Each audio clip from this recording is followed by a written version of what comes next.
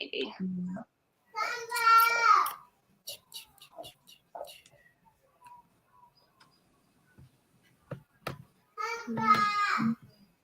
All right, it looks, yes, we are live. Okay, hello everybody. This is Tiffany, and we are here with my other co-host, the other Tiffany.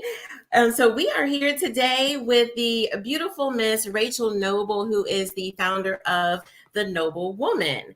And so we have her here for our community episodes, which we started last month. So this is our second one. So we're very honored that Miss Noble has joined us today to talk about what she is doing in the community to work with and help women and young girls, well, teenage girls. So we're just going to jump right in and get right into it. So Ms. Noble, I know that we talked really briefly before we came on live, but this month is April Sexual Assault Awareness Month, and that is something that we are going to be talking about throughout the month. I am a survivor myself, and I'm also an advocate in the community. And so each time that we have an episode this month, we're going to talk about it really, really briefly before we get into our main topics or our main interviews. So Ms. Noble, I know that we spoke briefly about it. So how do you feel? How do you feel about this month being Sexual Assault Awareness Month? And is there anything that you want to say to other women or teen girls when it comes to Sexual Assault Awareness Month? Definitely. Well, first, thank you so much for having me on the show today. I am Rachel Noble, and I'm the founder of For Noble Women. And we'll talk about what the platform is all about in the later on.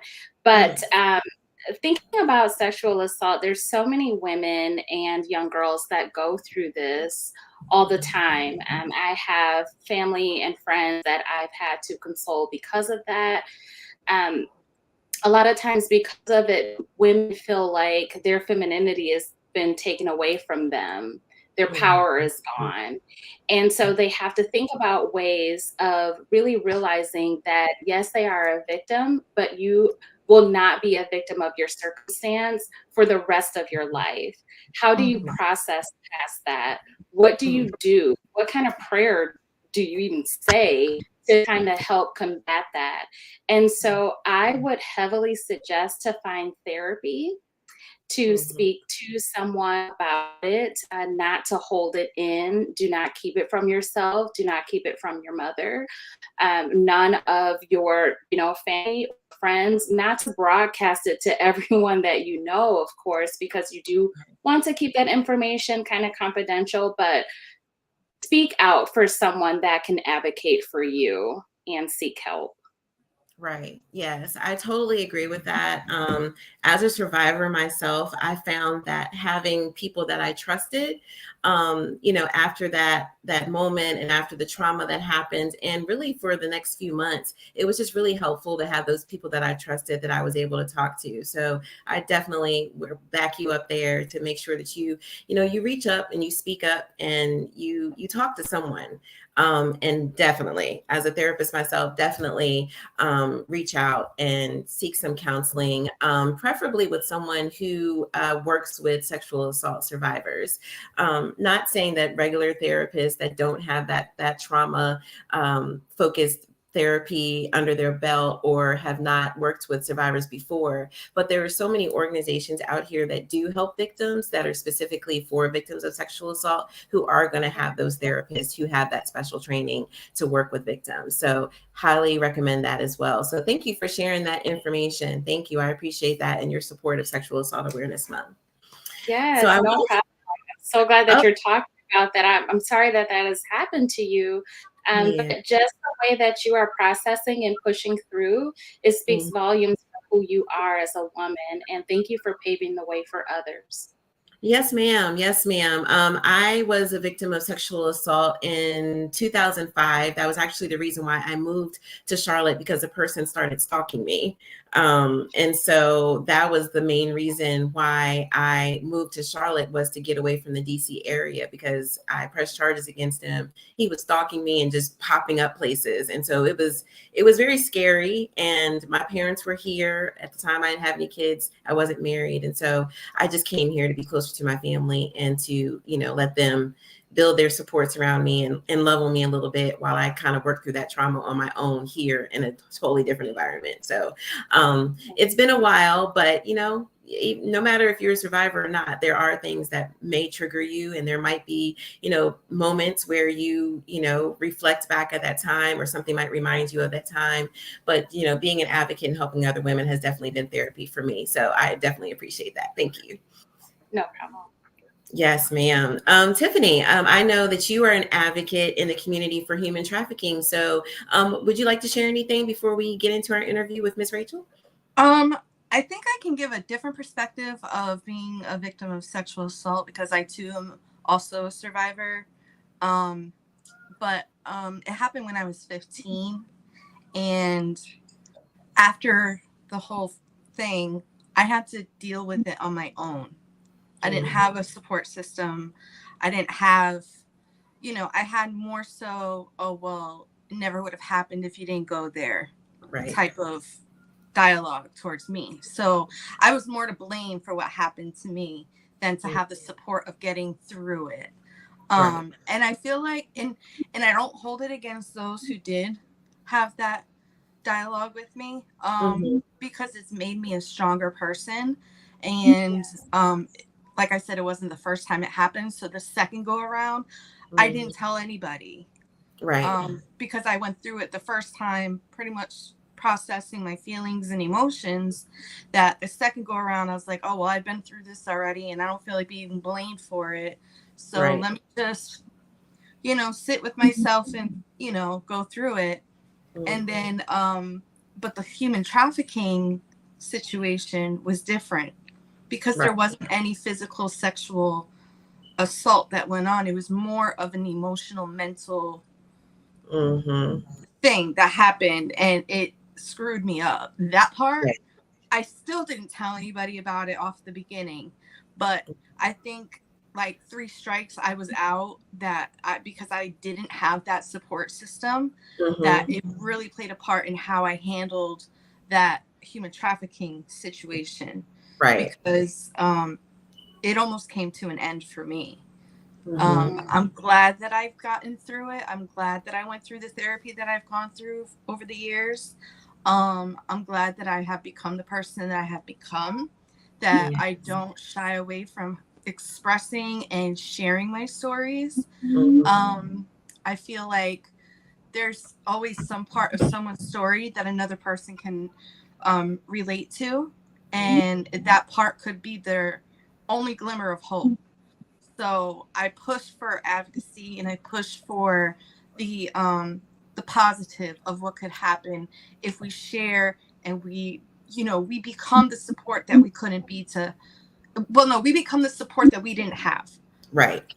So that's where I'm at with it. And I don't have any sisters, so I'm really big on like adopting women as sisters. Yeah.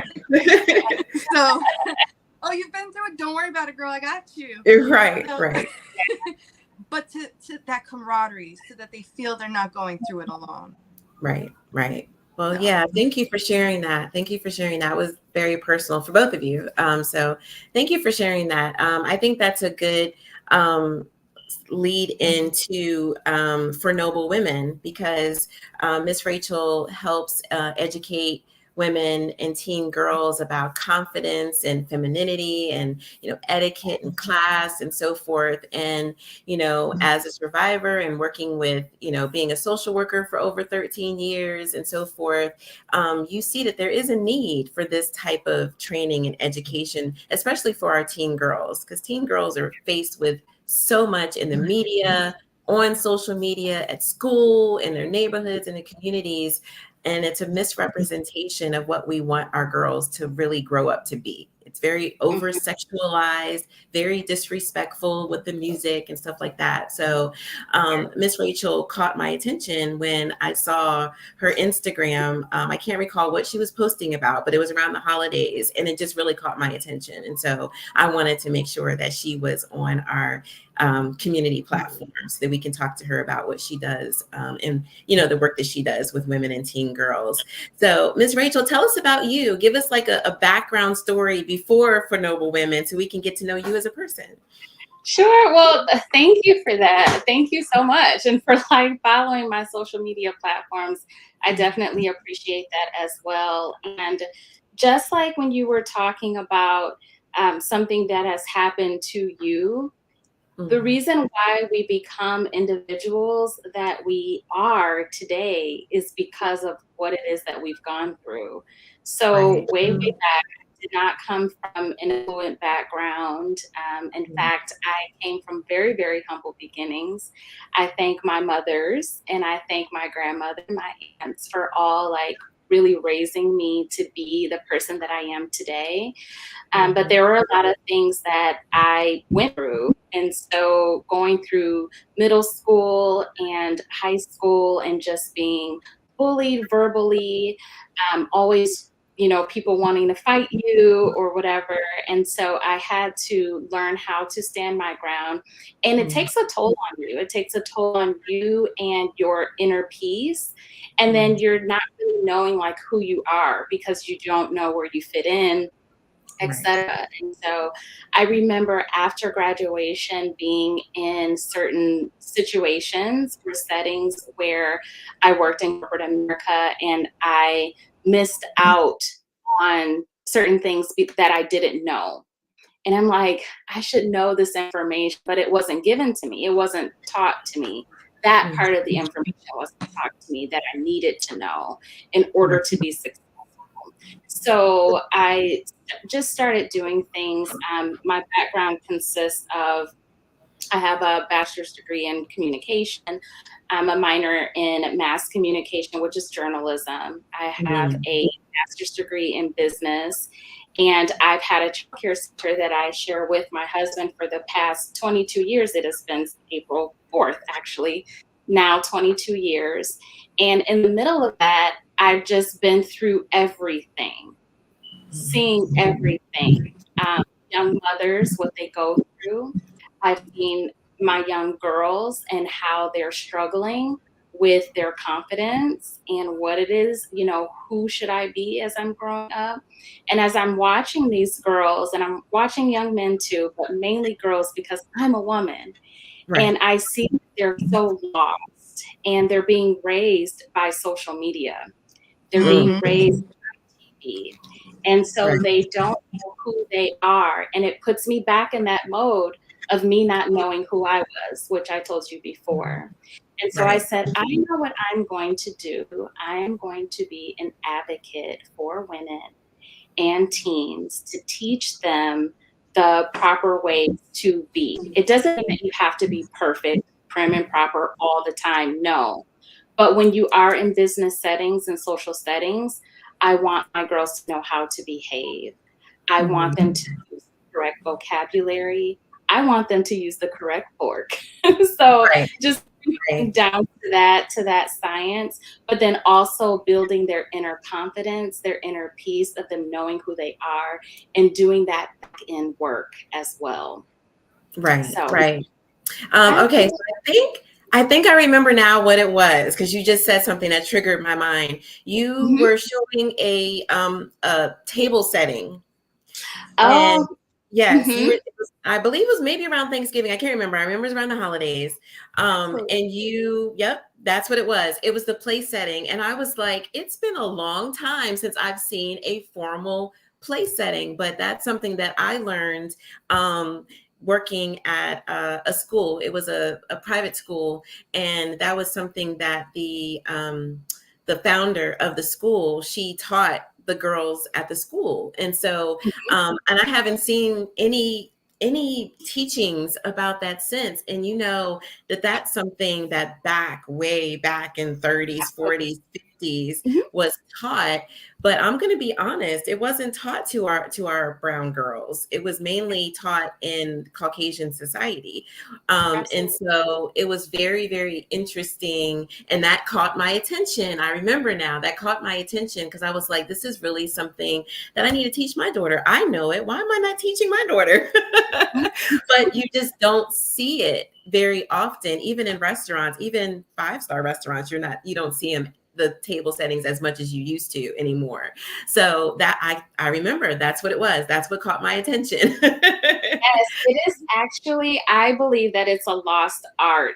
Like, It is. we're not thinking about the importance of this because we leave it for only the Caucasian audience, and Right. it shouldn't be, or even people in a certain tax bracket. And it Right. does not matter the tax bracket that you are in. These things should be taught to our young girls, no matter the race, no matter their socioeconomic background. It should be taught to them. And Yes. so I make sure that I teach women and I teach teens on how to do those certain things, because when you are in those meetings with the bigwigs and you're going to your galas or your galas, however you pronounce it, and you're going to those events, you want to have yourself put together from top to bottom. I have some of my friends, they're trying to grow on the totem pole for where it is that they're working. And they'll call me from the bathroom, like, okay, Rachel, I need to talk to you about something. I'm like, okay, let's talk. Let's do this. Right. Either that, or I'll pre-quiz them on certain things that you should talk about and things that you shouldn't talk about while you are at the table, or how to get your business to this next level, or for you, for that top rate to think about you in that retrospect. So all of those things come into context with etiquette, and then utilizing your femininity to get you into that door as well. Does that make sense? Yeah. I love that. I do believe when I started following you, I also saw it was a post, I believe, about dressing for a formal occasion. Or it might have been a gala, but it was a formal occasion and just dressing for a formal occasion. And so I've been following you, young lady. I've been following you ever since. And I'm just like, this is some really good stuff that our teen girls especially need, but women need it too. So when did you start for Noble Women? Tell us how that was for you. So for Noble Women just started out the blue. At first, I wanted to teach women about business because I've been in business for so long, right? And I'm like, I am stressed out just teaching women business. Like, when I leave my own business, I'm still talking about business and my head is throbbing, and they're not ready right now. So I said, what comes to me so easily, and I'm out to brunch with my girls, and it's poor etiquette to correct someone's etiquette, right? But my friends always say, Rachel, can you teach me the right way to do blah, blah, blah? And then I heard it again, and then I heard it again.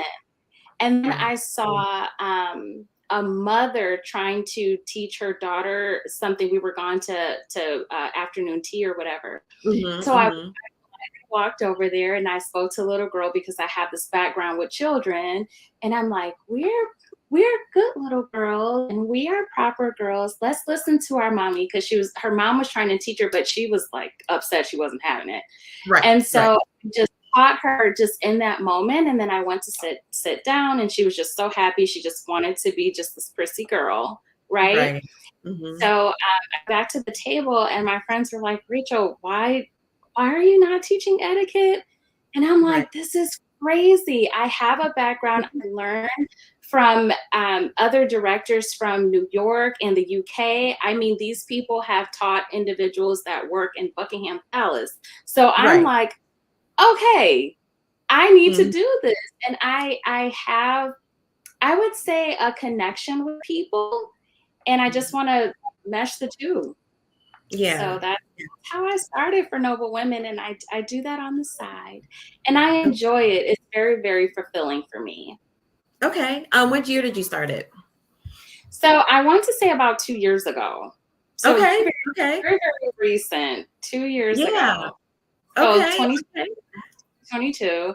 And this year I plan on taking it to the very next level. I want to do more. Yes, I want to do more in-person workshops. So if you're in the Charlotte area, please follow me so that you can see what's going on. But for individuals that are not in the Charlotte area, I still want to be able to teach them as well. So I do have an online platform where I have created a book of, not like a book per se, but like a book of videos to show them everything etiquette wise, so that they can use quote unquote toolbox before they go swimwear. And so it kind of breaks down everything, but we also talk about femininity as well and growing that. And we talk about marriage and we talk about relationships and traumas and all those other things all wrapped into one to encompass the entire woman. That is a beautiful thing, and it's definitely needed.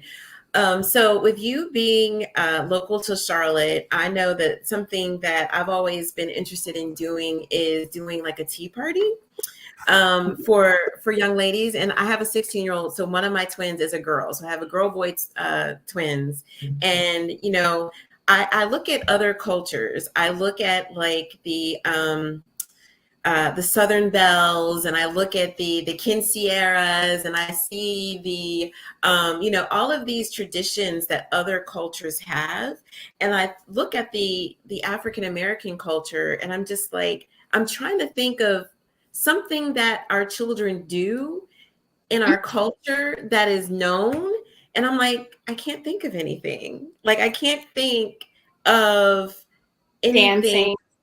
Yeah, I mean, Sweet 16s, that's not really for our culture, but other cultures have cultural things that they do for their teen girls. And so that's something that I've always talked to my daughter about, is like, as you know, even though we are multiracial and I instill that in them, we're still African American women as well. And so it's like, we don't have anything that I feel as a culture we can say is a tradition for our children, or a tradition for our girls that other traditions have or other cultures have. And so I always said I wanted to do like a tea party type thing with the white gloves and get all dressed up and so forth.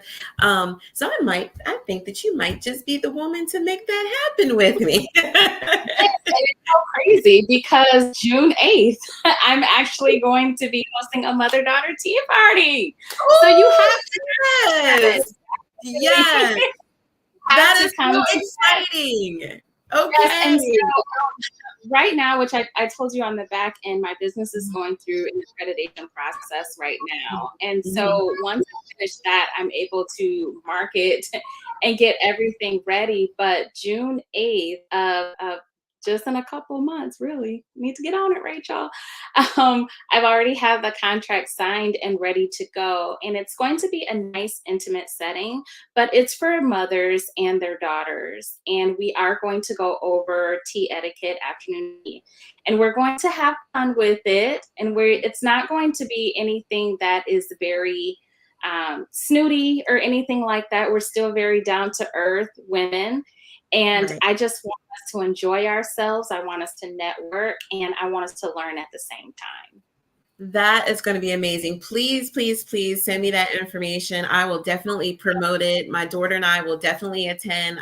June 8th is not in my head giving me any signals, so I don't think I have anything on the calendar for that day. But if I don't, my daughter and I will definitely be there, and I'll definitely promote it among the Alter Ego Project was as a network of professional women and women business owners, but then also, you know, with my nonprofit and just all of our platforms, I will definitely promote it. That sounds amazing. That sounds amazing. For you, do you have daughters? I know I saw a young lady in your pictures. Do you have two daughters, or do you have a son as well? Yeah, I have one daughter who's 17, and I have a son who's 20. Now, he never wants to be in my photos. He never wants to. He's so upset about pictures. So he and my husband do not take as many photos as my daughter and I do. But yes, I do have two children. My daughter absolutely loves everything about etiquette. That's how she grew up. Right. And so her friends, they come over and we talk and have discussions and things of that sort as well. She's actually going to be getting into pageantry because I also was asked to be a pageant coach. And so that's amazing. I can see it. I can see that. Yeah. So as I went to the event, and I'm just forever indebted to the company that reached out to me for that. And I'm like, this is absolutely wonderful. And so I have added a pillar for my pageant girls.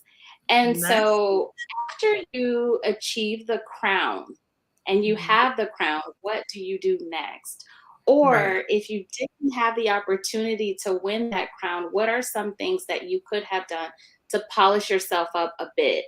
And so Right. I give them from a judge's perspective so that they Mhm. can utilize those so that they can win their next pageant. That is great. Tiffany, I'm sorry, you were about to say something.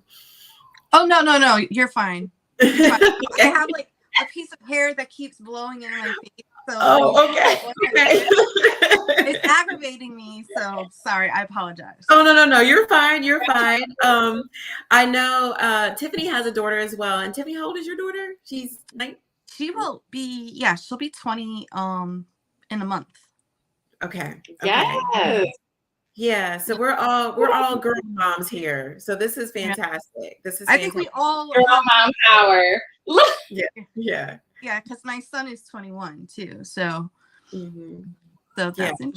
You do not look like you have a 21-year-old or a I 20-year-old get that at that. all the time. I know. When we're together, they think that I'm their older sibling. So I just go along with it. I'm like, oh, okay, yeah, sure, yep. They don't like it, I don't like it, but I love it. Yeah, take it while you can. Take it while you can. I'm gonna milk that cow as much as I can. Yeah. So, Miss Noble, I had a question for you. Is Noble your real last name? It is. It's actually my married name. So I was like, that just sounds really convenient. definitely. So my husband actually gave me this name 19 years ago. Okay. And so I was sitting there and I was thinking, and one of my best friends, she always sends me this Bible verse. Mm-hmm. And I went to church. Actually, I did an interview on this with Pastor Tia Cooper of Nikeo Church. And she's actually one of the pastors there. And she spoke to me. And she was just telling me some private and some personal things like about me and about myself, and that had never been done before. And she said to me that what it is that I'm getting ready to do, of which right at the time I just had a notebook of notes. And she told me something. And that same day, my best friend sent me a Bible verse. And she said, many women do noble things, but you surpass them all. And I said, oh my gosh, that's a Proverbs woman. That's the Proverbs woman. Noble women. This is for noble women. So of course my husband is on board with that. And I'm like, this is wonderful. Let me send this EIN number. And so I started just putting everything into context. And yes, it is my real last name. And we are all women. And that's how I got the name. Yes, I love it. So when I said, okay, this is the one question that I have to ask for this interview tonight, because I was like, Rachel Noble, for Noble Women, I was like, I wonder if that's a pen name or if that is her real last name, because it's just it works. It's perfect. It's perfect for Noble Women. It stands. It's very regal. It's perfect for what your mission and your purpose is and what you're doing. So I was like, I have to ask this question. That was the only question that I had scripted for tonight, was to ask you that question.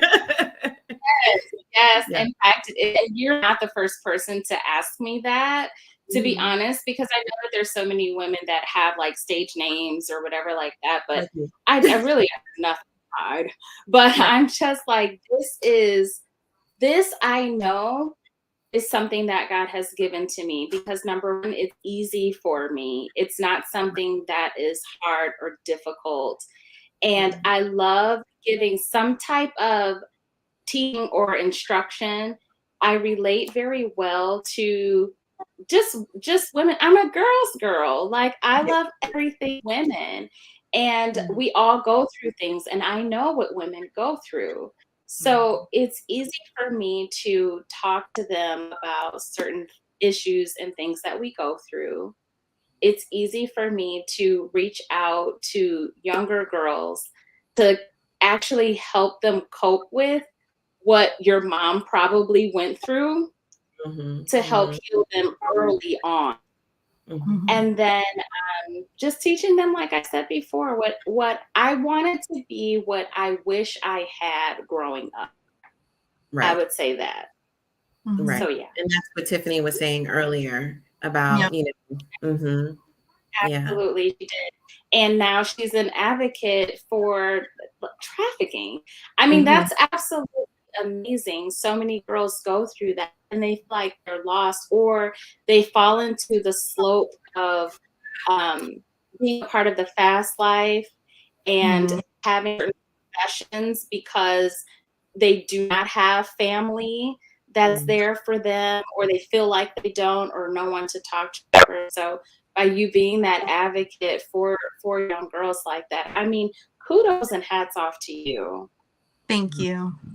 Yeah. I'm very proud of Tiffany. She's very active in the community, especially the human trafficking community, sharing her story. And, she speaks to people as well about her story and sharing her story. So I'm very proud of her. We have a lot of similarities when it comes to background. And so that's why her and I work together so well, because we both have the same passions, but then we also, are very big on giving back and sharing our stories to be able to inspire others like you're doing. So how does your hubby feel about you using his name for your business? He loves it. He says He does.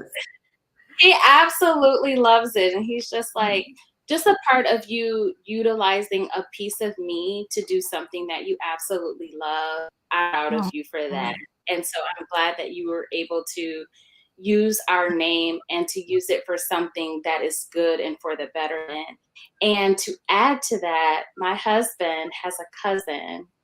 Oh, I get so emotional. So my husband has a cousin and she is in Arizona. And if she is watching this, you have to know that I absolutely love you.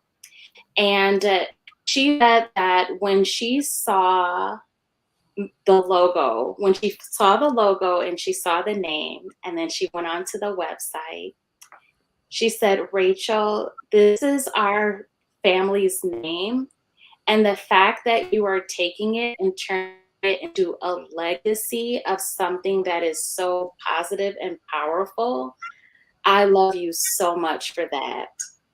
And told her I would never do anything that would disrespect like my husband's name, family name, none of that. Family is really big for me. But I told her, don't worry, and I want you to be on board. And she's actually one of the individuals that hooked me up with pageant people in California and in Florida. So I'm like, it's coming around full circle. And I'm very, very, very grateful. And it just works. God said do it, and so Yeah, that's amazing. And you said you've been married for 19 years? 19 years. Yeah, that's a long time. That's a long time. I'm just trying to get past 7 years, girl. I'm trying to get past 7 years. Oh my gosh! Marriage is definitely, it's not a destination, it's a journey. And so we talk about as what I try to do is pull out things that women talk about and discuss. And the goal is to go over those things, just meeting like this once a month, just to kind of talk about certain things, whether it's about marriage or whatever. So since we're talking about marriage right now with you speaking upon it, we would talk about certain scriptures that you can use to think about before you fight, or why is this argument happening? Is it deep traumas? You're a therapist, so you know things about that. There were situations where I would argue with my husband or he would argue with me, and I'm like, where did that come from? Right. And it's because of past traumas from our childhood. And that's mainly why people argue the way that they do, but they're not understanding why. So it just has pieces of that in it. but then again, just looking at yourself as a whole as a woman. Now, when looking at the Proverbs woman, there is something where it says that she wakes up before the sun to like prepare for her family. Listen, I can't make breakfast at 4 and 5 o'clock. I'm not Norma. I'm not any of that. Look, I'm good for you. Right. But I couldn't crack of dawn to do it because I'm busy as well. Right. So, Right. Just understanding where you are and just just being a wife and just being a great friend and not talking at your spouse, but actually talking to your spouse. It's a huge difference between the two. Right. Right. So, yeah. Totally agree with that. Tiffany, did you want to ask anything of Miss Noble? Not yet. I'm processing. Yeah. There's some things percolating right now. So give me a little bit. The more I get to know about her, the more I'm like, interesting, and I'm just in awe, really. Yeah. This is really good stuff. Yeah, being from up north, we don't really like. I think I was like in Girl Scouts, and we did like an etiquette thing for a badge. So we learned about like having our hands in our laps and not on the table, and making eye contact when you speak with someone and things like that. So I can't even remember that. I can't believe I remember that though. That's like, it will stick with you forever. But even just thinking of like deportment and how are we, who goes on the elevator first? Who comes off? How are we addressing letters to individuals? How are we speaking to? Who takes care of the bill? Who, how much do I leave in a tip? Or if I have a gentleman, like, what should he be doing for me? Like, honestly, that's like coming into your femininity and not demanding it, but actually just being the woman where he automatically knows, I need to open this door for her. And I need to make sure that I'm taking care of this bill. And I need to make sure that, just things that men should be doing for us. So it definitely will stick with you, some of the things that we talk about and we discuss. And so I love it. I've learned a lot. I've learned a lot about myself. Just even looking at high contextual countries and low contextual companies. I had to learn that as part of an exam.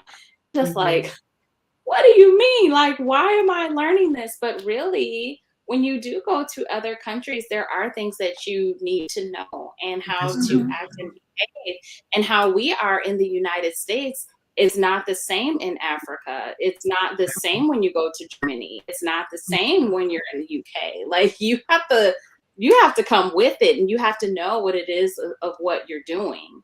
You don't want to respect others. You don't want to have people perceive you in a way that you are not, and that's not what you intended. And I believe that most of us have forgotten about that, or just not to even care. I remember doing a video, and this video, one of the videos had gone viral. It was crazy. I didn't expect it at all. Tell us about it. Oh my gosh. So I learned the process of like the social media, like being bullied, right? And I did not know that it was even possible, because I'd never received that much. Like, I mean, it had over 1 million and something views. And all I did was talk about a piece of bread and what you should do with your bread. And so I said, some of us, we're making sandwiches with our bread when we're out to dinner, because we're spreading the entire thing. We're adding garnishes to it, whatever, and we're biting into the piece of bread. And that is not the correct way or the proper way. And I said, so what you do is you just take off the piece that you're going to eat. You take your butter and you spread it, and you only eat that piece and enjoy your meal. Right. And that's all I said. That's all I said. Oh no! And what happened? Tell me how to eat. Who do you think you are? I like Texas Roadhouse butter rolls. That guy, I don't care. He's gonna still love me. Blah blah blah. Yes, the man is still going to love you, honey. I'm not saying that he's not. I'm not saying that. And I'm not saying you must do this in order to stay alive. I'm not saying that. We're just talking about etiquette in class. Exactly, that this is the correct way to do it. And especially if you're going to a formal event, this is what these are the behaviors that they're expecting of you. So I had to learn something about myself as well. When I'm speaking and I'm saying something that simple, I actually have to say maybe a disclaimer that this is something that you could possibly do, or this is something that you can consider, but it's not a requirement. So I mean, I woke up and my phone was off. I had to turn the notifications off. So I'm like, what is going on? And it was ding, ding, ding, ding, ding. I mean, it was on the shade room and everywhere. It was everywhere. Oh, and all over how to eat bread. Very like, how do you eat your bread? And so I'm like, okay, I'm going to utilize this and I'm going to put something else up. Right. And that's what I put in the formal, like getting dressed for a formal event and how your dress should be and what how the dress should hit the ground. You should have on closed-toe shoes, where your purse should go, like things like that. That's the one that I saw that one. Yes, and I was just at one of my best friend's wedding. And so it was a formal event. I'm like, I'm going to do a video right now on what we should have on, because many of us, and then instead of saying many of us, we should consider when someone invites you to a formal event, we should be dressed as such. We should not have on cocktail dresses if it says that it's a formal event. We should not have on jeans and a t-shirt if it says that it's a formal event. Do you have to spend thousands of dollars on a dress? Absolutely not. You make the dress. The dress doesn't make you. But just follow the basic rules and you'll be fine. Your confidence is going to radiate through. And so you're going to make that dress look like $1 million. But at least you follow the protocol. And that's the number one key to etiquette, is making sure that people perceive you in the correct way and not that you are being combative of what the rule is for their event. Right. I also have a question. Something was percolating. See? So my question is, because we live in a time where women where women are really in their masculine presence in society, how is it that not so much that we can change them, but that we can open up the doorway for them to see, like, put down the armor and the helmets. We don't need that here.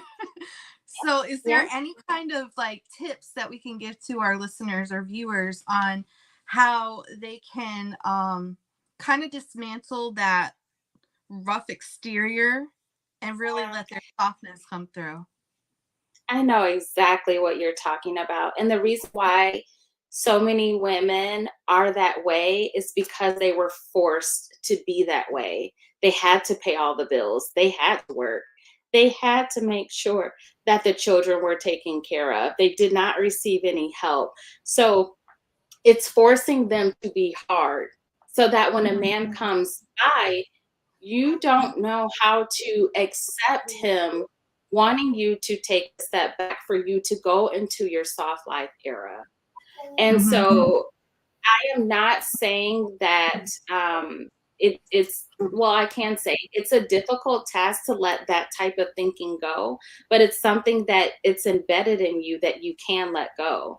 It's okay to have self-care for yourself, to care about how you walk out the door. My mom tells me all the time, when you leave the house, you leave picture ready. You never know who you're going to meet or who you're going to see. I had no idea that you ladies were even watching my page at all. But if I were doing something that was not in a feminine sense, you probably would not be as attracted to me, right? So utilize your cues each day to say, hey, what am I going to do to be soft? All right, let me change my vocabulary in the way that I'm responding to someone first. Am I cursing? Am I screaming at the top of my lungs? Maybe I can bring it down a notch. Let me enhance my vocabulary.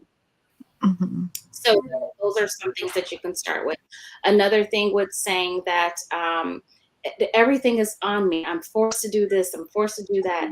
Delegate some of that work out. Delegate it to some of your family. Allow them to help you. That'll help with your softness. Or if you do have a spouse, instead of screaming and yelling, because face it, you are yelling with each other, nobody's listening at all. But if you say, you know, I need help in this, I'm struggling in this, I don't want to cry about it, but I need you to help me on Mondays, Wednesdays, and Fridays with X, Y, and Z. And during those times, you know where you're going to go? In the bathtub, light your candles, have you some chocolate covered strawberries, read you a book. You'll see you'll see your femininity coming out, and all of those barriers will start breaking. You'll automatically start to feel it because this is part of your routine. Another thing is how we go to bed. I highly recommend it, and I've said this in a podcast as well. I do have a podcast as well for Noble Women. It hasn't been as up to date this year only because of the accreditation. But again, after that's over, everything will be listed every single Wednesday. You'll have the opportunity to listen to those.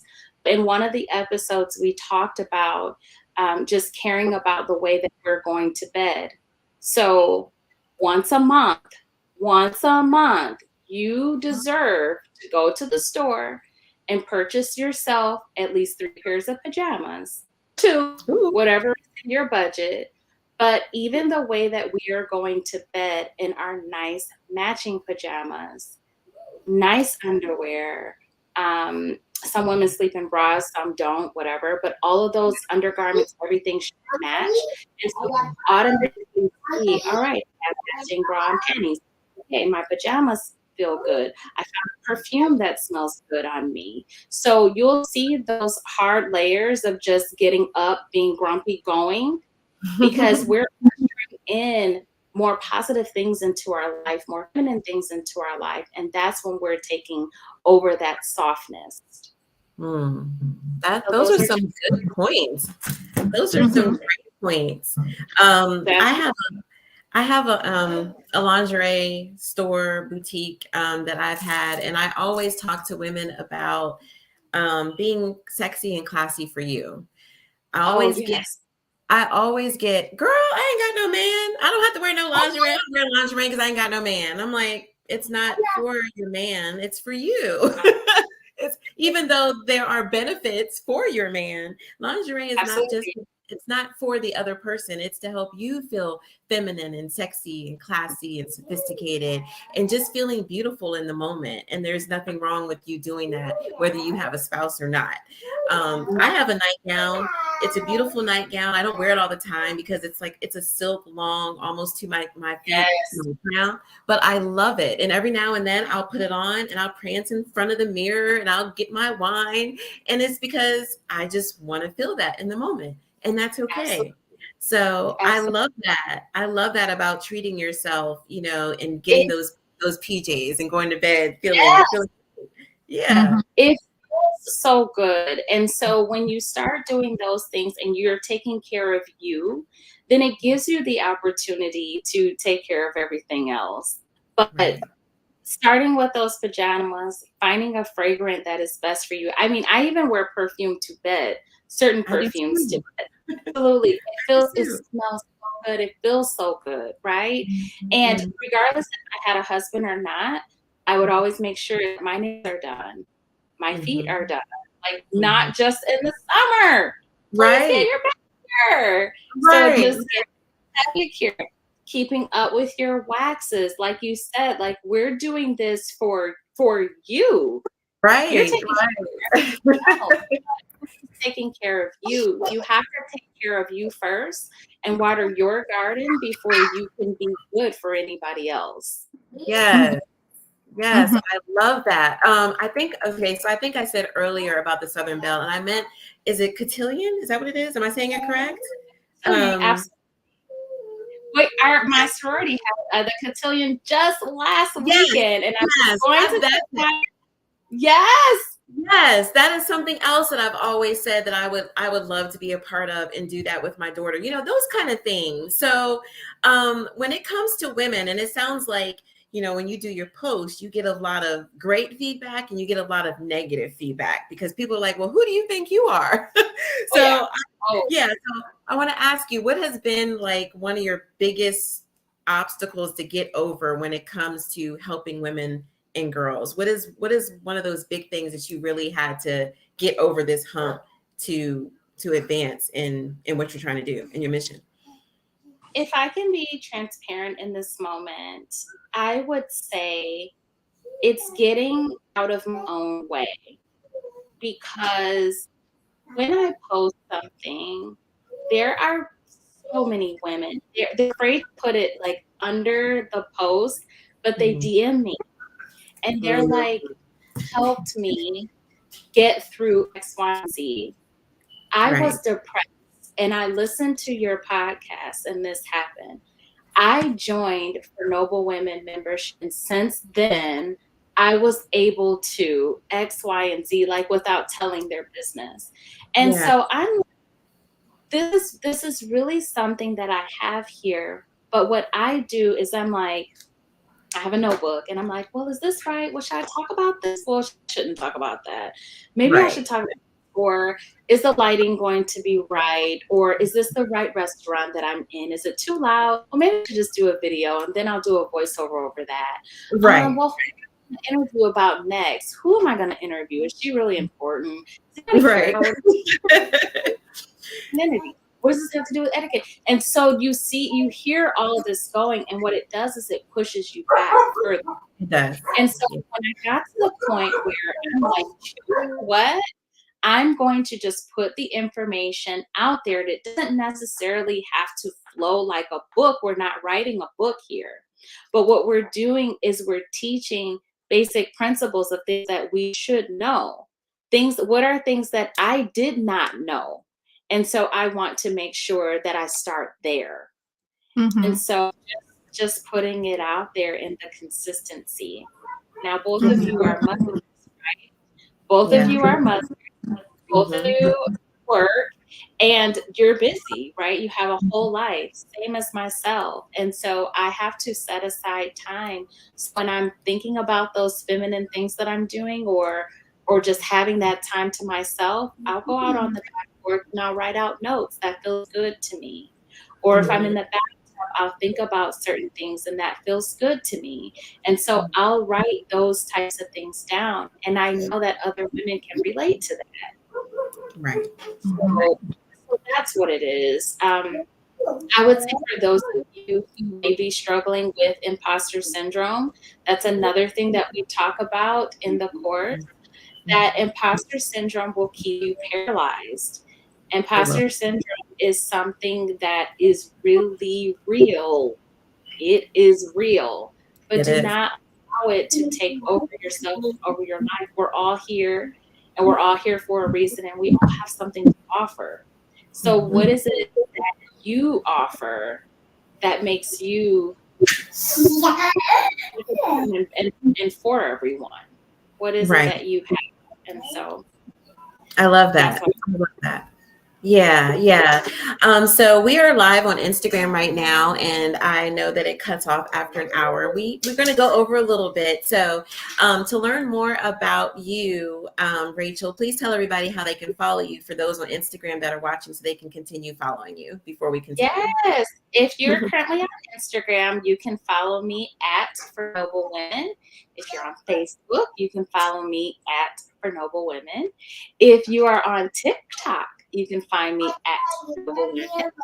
If you are not on social media at all, you want to still be a part of the party, I would highly recommend you go to www.fornoblewomen.com. There are also interviews that are on YouTube. That's just started, so it's not that many on there, but you'll be able to see it. And also, if you are a podcast listener, anywhere where you listen to podcasts, you can find it at For Noble Women.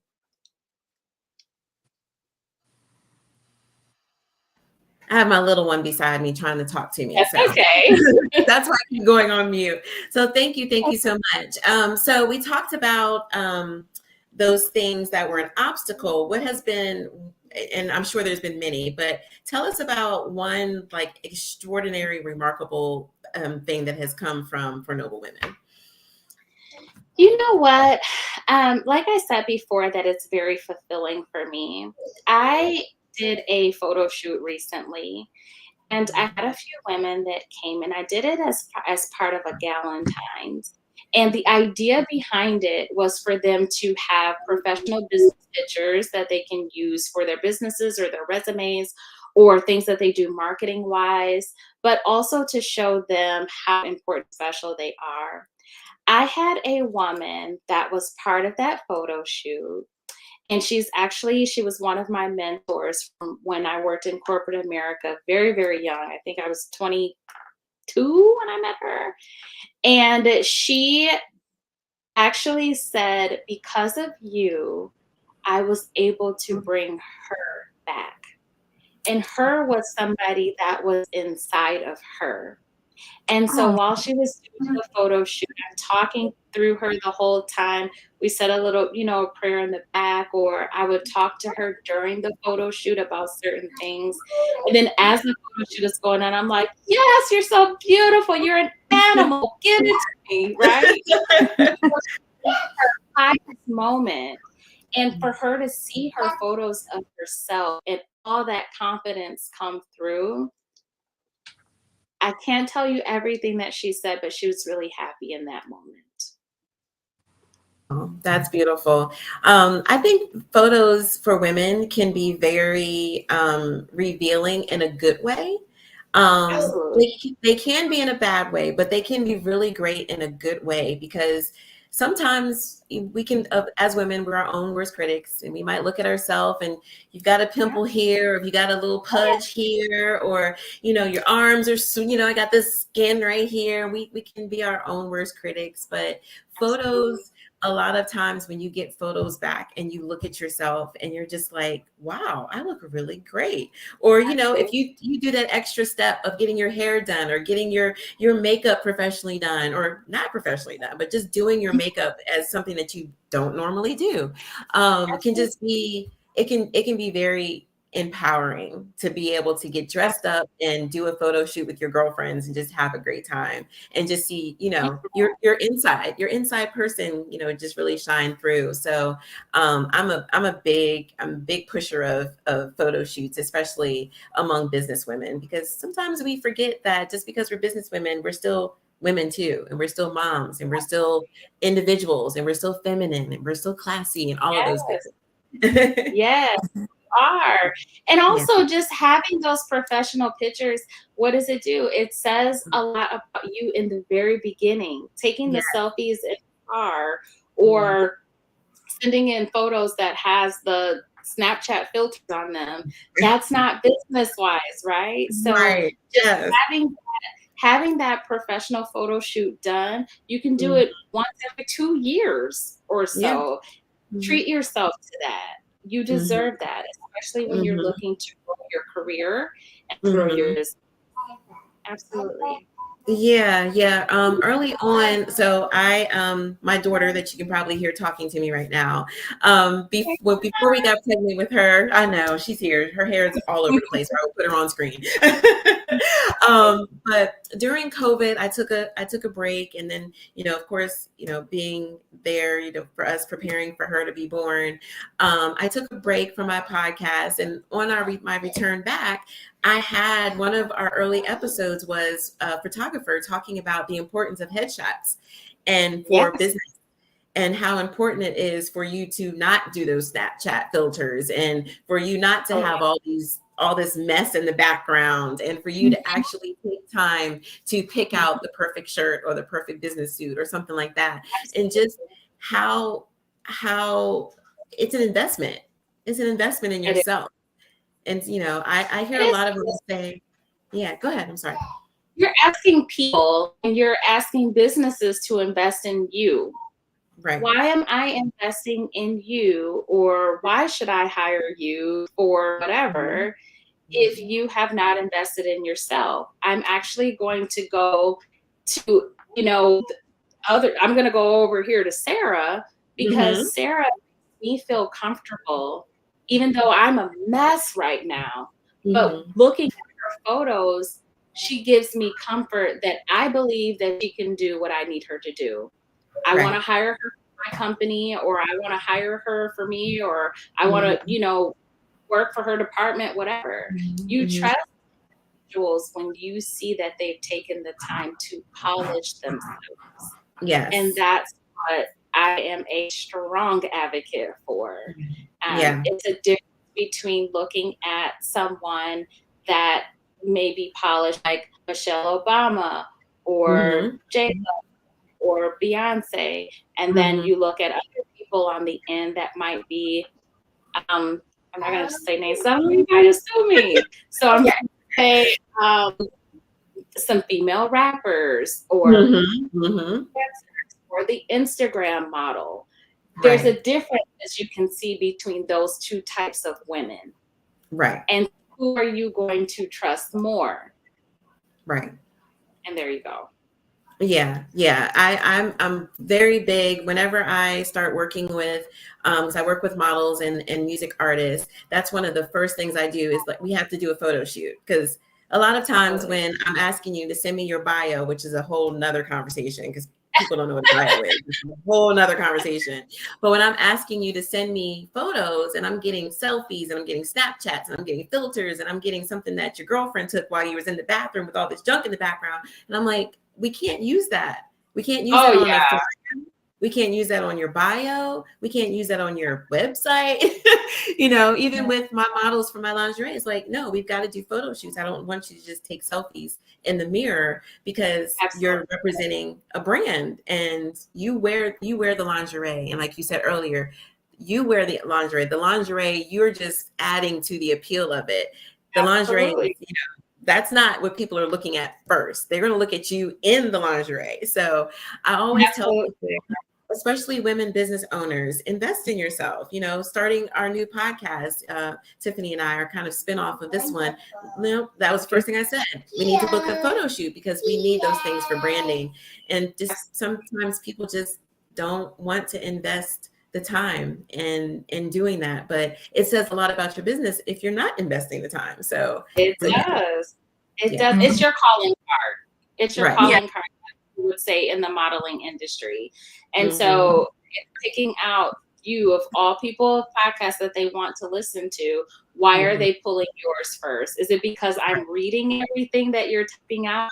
More than likely, 99% of the audience is not reading everything that you have at the Right. bottom. They're going to look at the topic, they're going to look at your photo, and then they're going to see if they want to listen to your podcast or not. Same Exactly. thing with businesses. They're going to look at your resumes for sure to see like what this person brings. But believe it or not, I say this all the time. People are attracted to beautiful people. And if you have that knowledge base behind you with that beauty, that takes you just even further. Right.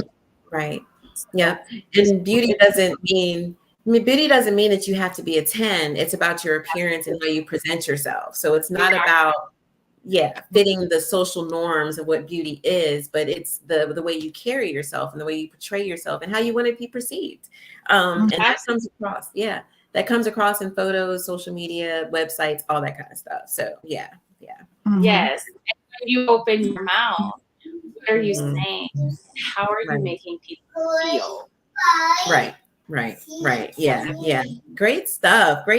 I'm so happy that we were able to get with you and talk to you. So tell us, what do you have coming up? What do you have in the works? And what would you like to share with those that are watching? Because we have a lot of people watching you right now. So tell us what you have in store. What do you have to look forward to? Definitely say to join the For Noble Women membership. Get started right away. It's $40 a month.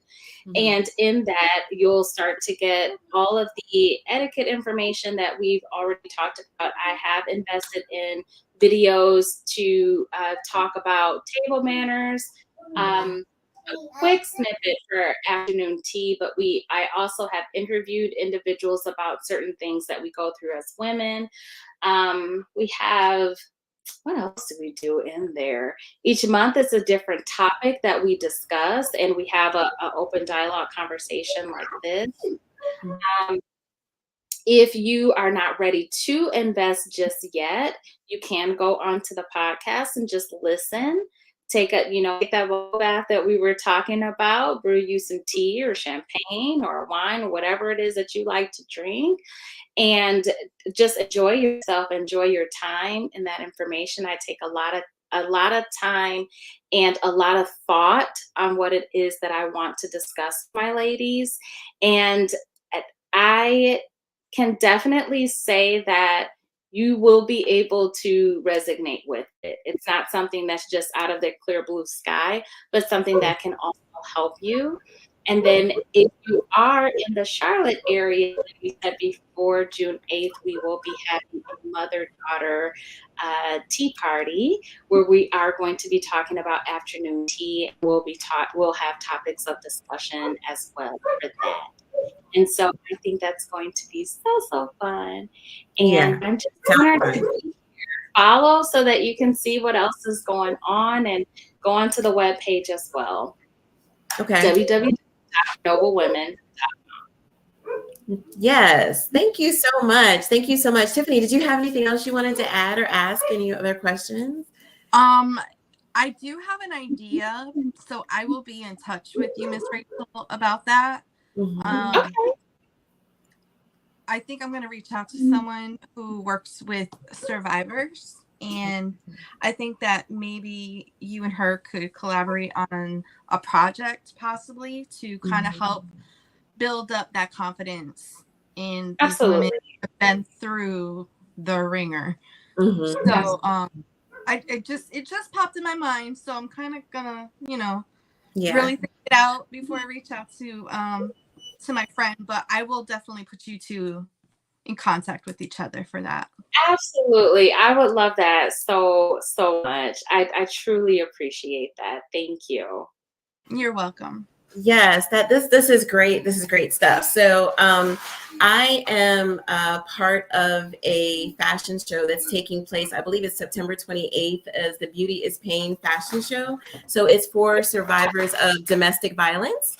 And so I definitely think that you would be great to come to that, because that will be a platform of survivors. They're going to be sharing their stories. And I think that you would be a great addition to that fashion show, especially maybe even because you're helping with the pageantry, maybe, working with our models. So I'm going to connect you with the young lady that's putting that together.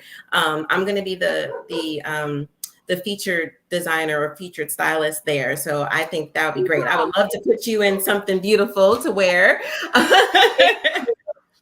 Yes. And then I would like to have you back for our community piece in October for Domestic Violence Awareness Month, to, again, talk about, building confidence after trauma and kind of, what that looks like. So I would definitely love to have you back the first Monday in October if you're available to be featured again. I think that would be great. I would love to do that. As long as it's not October 1st, I'm the girl.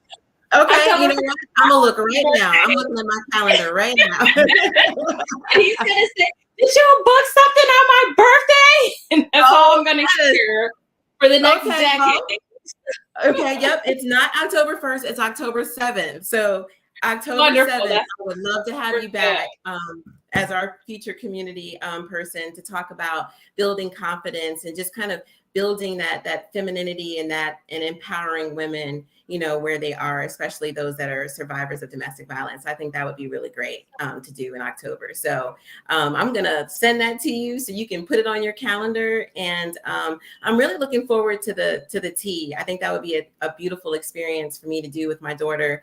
And I'll try to get Tiffany and her daughter to come too. I know her daughter lives out of state, but maybe we can make that happen as well. But I definitely will promote it because that's something that I've wanted to do with my daughter, and you're doing it. So I'm definitely going to make time to be able to do that with you. And I think that's really it that's going on for us. So I'm going to send that email to you about October 7th to have you back on. So please tell everyone again how they can find you on social media. Definitely find me at For Noble Women on all your social media platforms. Everything is completely the same, including the website, www.fornoblewomen.com. And on the website too, there are links that will take you to the platforms else. So whether you are on Facebook, TikTok, Instagram, and not on Twitter, but yes, that's everything that need to know, and also wherever you listen to podcasts. Okay, great. Well, we definitely, yes, this has been really, really great. I know Tiffany had an idea about the podcast takeover, so I'll let her tell you about that briefly because we definitely want to reach out to you about that as well. So Tiffany, you want to tell her briefly kind of what we're thinking about doing? So I came up with this idea of hosting a podcast takeover where I'm thinking it's just going to be like North and South Carolina podcasters. Mm-hmm. We all come together to network and to, kind of share our experiences as podcast hosts and to, like I said, network, but with vendors as well. Mm-hmm.